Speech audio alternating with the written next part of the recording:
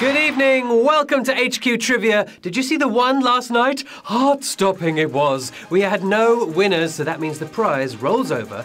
And this Sunday, just one person could take home a £10,000 prize. On my nerves. I'm Beric Livingstone, and if you play on the reg, you'll know that tonight it's Monday night at the movies. All the questions are on cinema-related subjects, and in fact, it's a pretty exciting time where movies and HQ are concerned. I'll tell you more about what's coming up in the next few days a little later in the show, but just to mention that if you love cinema, you probably love Empire Magazine, and if you love Empire Magazine, you should definitely check out their podcast if you haven't already. It's a brilliant listen, loads of stuff that you won't find anywhere else, and this Friday's edition may well be particularly fun for fans of HQ, and that's all I have to say about that. So, I think you know les règles du jeu, movie fans.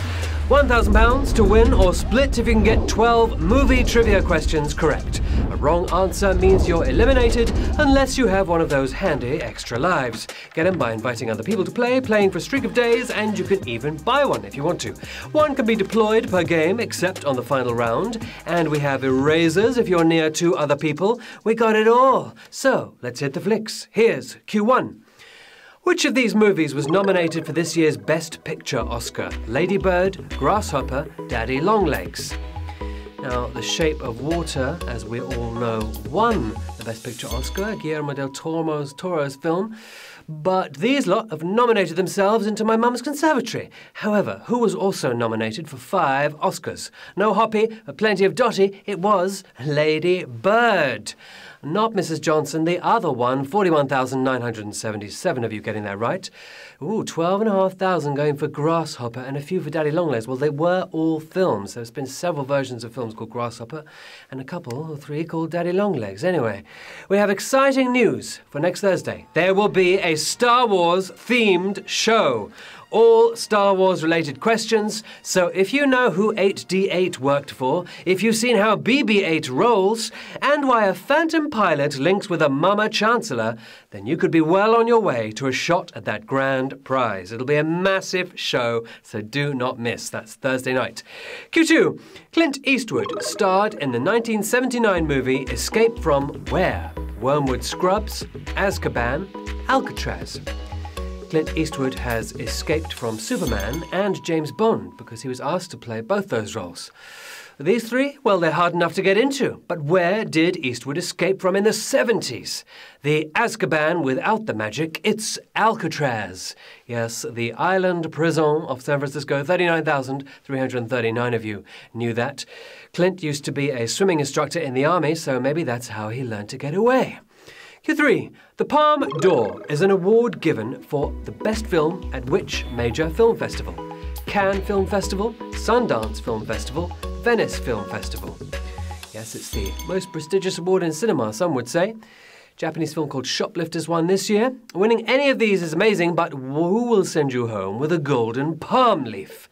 Capable of anything. It's the Cannes Film Festival. Certainly can, 32,159 of you getting that right. Yes, Cannes on the Côte d'Azur, and if you were sure of that answer, you've just gone on to the next round. Q4. In the Bond film Skyfall, to what does the title refer? A country mansion, a military operation, a weather phenomenon? Skyfall, with that great opening sequence where they got through 85 versions of Bond's suit because it was so exciting to film. Adele made it sound impressive in the theme tune, but what was she actually banging on about? Keeping Bond out of the weather, it was a country mansion. Yes, James Bond, ancestral seat in Scotland, 20,398 of you getting that right. And there it is, with a very nice DB5 sweeping up the drive. Thank you very much. Okay. And we will move on now to Q5. The opening scene of Quentin Tarantino's debut release involves a conversation about which of these? McDonald's, Mardi Gras, Madonna. Ah, good old Tarantino. You know, he wanted to direct a version of Casino Royale. What an interesting Bond that would have been.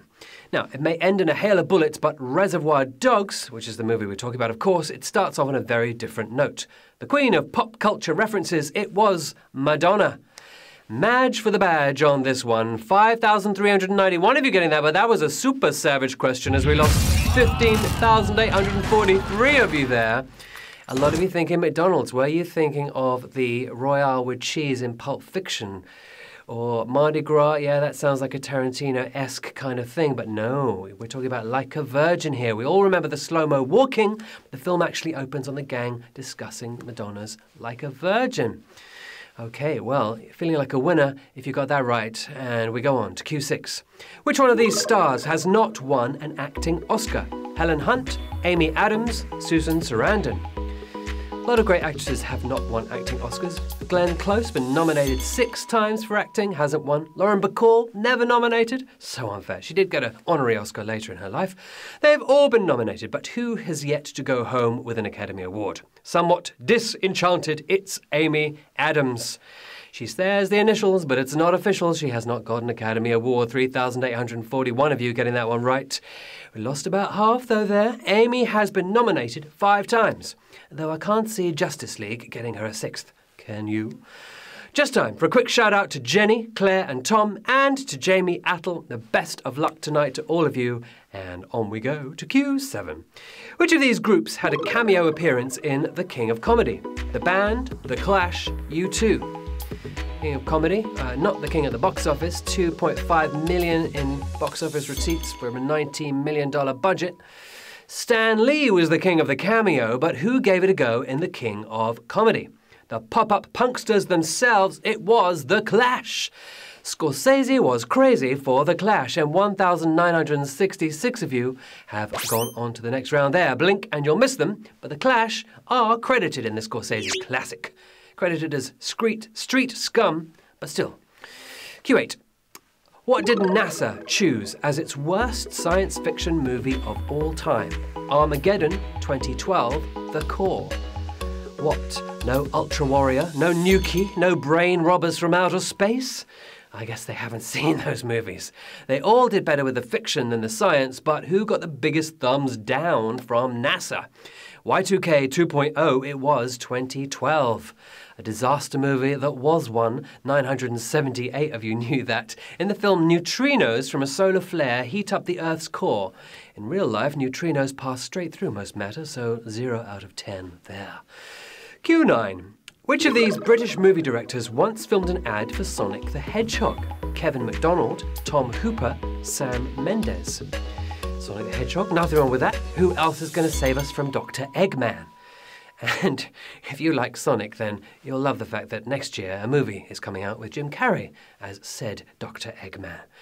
It doesn't get more 90s than a Sonic advert, though, starring Right Said Fred. But who was in the director's seat? Winning an Oscar for The King's Speech, it was Tom Hooper. The super-duper answer there, 671 of you knew it. Tom was studying for his university finals at the time, but you just don't say no to Sonic, do you? Q10. The first movie to be commercially released in CinemaScope starred which of these actors? Marlon Brando, Richard Burton, John Wayne.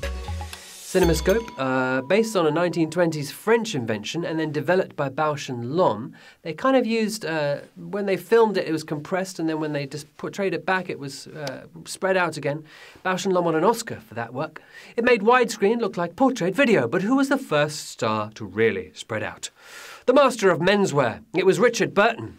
And if you've gone for a Burton, paradoxically, you're still in the game. 305 of you are. 20th Century Fox used the robe to test out the new technology, like the 1950s version of Avatar.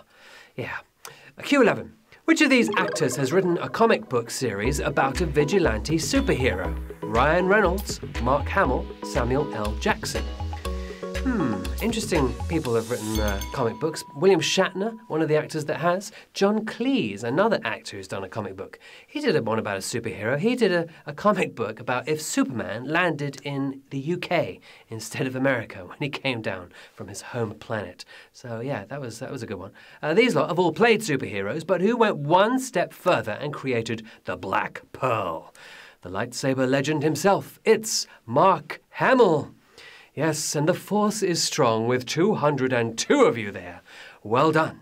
Superpowers at the ready, because here comes the final round. With £1,000 still to play for, 9 of you using extra lives, or 10 of you using extra lives to get back in, and 202 of you nailing that last question but one. Here we go, on to the final Q12. Which of these actors has reportedly made a film that's not due to be released until the early 22nd century? Keanu Reeves, John Malkovich, William Shatner. They've all made films that maybe shouldn't have been released until the 22nd century or at all.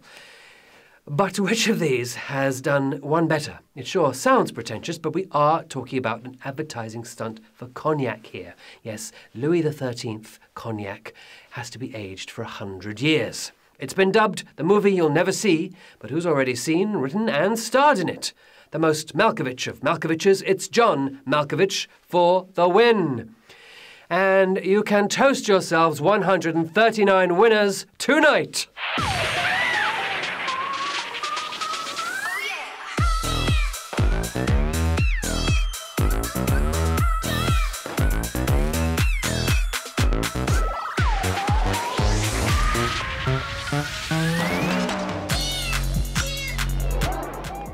Well, that was jolly exciting. I've just poured myself a glass of 100-year-old cognac, and I'm enjoying it now. I'm toasting to you. Well done for your £7.19 win, a chicken, a walrus person. There's a lot of animals playing today. To Drew Nerds, yes, to Helen Wren, to someone with some nice Instagram ears there, and a red square. It's very Rothko. I like it. Anyway, to all of you, huge congratulations. Not easy to work your way through 12 movie trivia questions, but you are the movie buffs, bar none. Huge well done to everyone who came and played and has stayed till the end. It's harder than it looks to win HQ, but when you manage to do it, it's pretty amazing. I'm Beric Livingstone. Find me on Twitter or Instagram. Always great to say hi. We have the big Star Wars show on Thursday. It'll be amazing. But before that, we're back tomorrow at 9 p.m. for our regular round of all things Trivialogical with another £1,000 prize. Hope you can join us for that. But for now, that's good night from me. Goodbye.